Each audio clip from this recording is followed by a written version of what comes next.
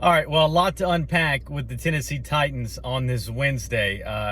Paul Kaharski of paulkaharski.com does a great job for the Titans.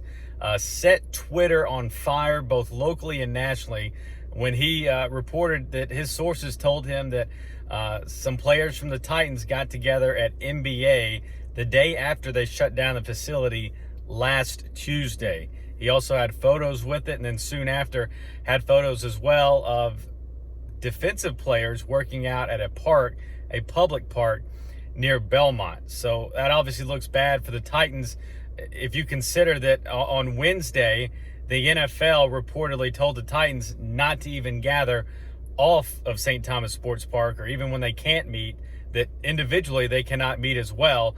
Thursday, Mike Vrabel even told the media that he said, and he told his players not to meet as well. So the Titans definitely are, if it was an NFL rule, are in violation of that rule and can be fined, could forfeit a game, could potentially lose a draft pick. Now, it wasn't until the following Monday, this Monday, where the NFL said, you know, you can forfeit a game if you do violate these rules. If what is reported is correct, the Titans violated this rule before, so you wouldn't think they could forfeit the game against the Steelers. Now, what happens against the Bills this upcoming Sunday, we'll find out. 2 straight negative test days would mean the Titans could get back in the facility on Saturday and potentially play Sunday. I don't know how that would work out. It'd be difficult. But the Bills play the following Thursday, so they can't play Monday or Tuesday, you would think. That would seem to be pretty much impossible. Again, Mike Vrabel has stood by and said, you know, his players have followed the rules, and he doesn't think any suspension is going to come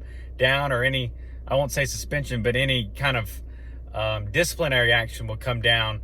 The last time he spoke with the media, and then you hear about this, you wonder if he knew about it, and you wouldn't think that he would encourage his players to do this, because again, the Titans could be in serious trouble as far as draft picks are concerned, as far as fines are concerned, and potentially, you know, missing games, messing up the schedule for a team that has a 3-0 record. So a lot to get into over the next couple of days. I think 21 players now have been added to the COVID list or been impacted in some way, form, or fashion. The latest one today was Corey Davis. So even if the Titans can play Sunday, it's a depleted team going up against one of the best teams in the NFL, the Bills, that they really haven't had a good look against lately anyway. So the Titans are definitely in trouble.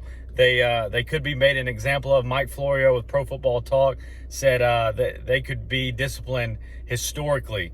He even mentioned that the Patriots that were disciplined for Spygate years ago, that could be looked at as a parking ticket compared to what Titans will get. So nothing officially has come down. You got to think the NFL knew about this before Paul Kaharski reported it today.